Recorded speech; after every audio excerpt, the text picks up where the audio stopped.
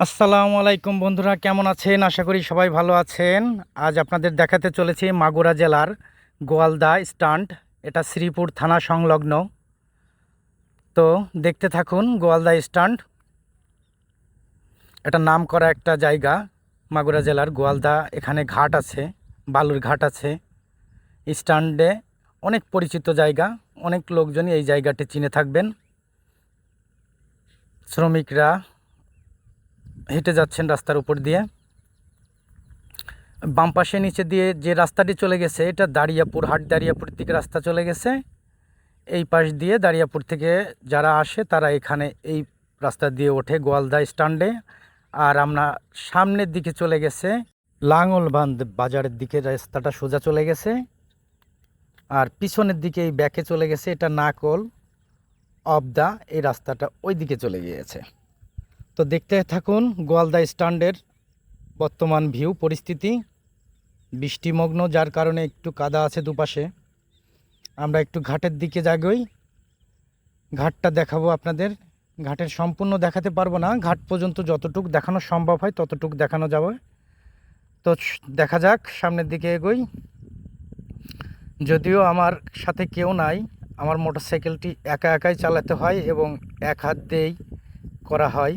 ভিডিওগুলো অনেক কষ্ট করেই করা রাখছে। শুধু আপনাদের উদ্দেশ্যে ভিডিওগুলো করি। অবশ্যই লাইক, কমেন্ট, শেয়ার করবেন।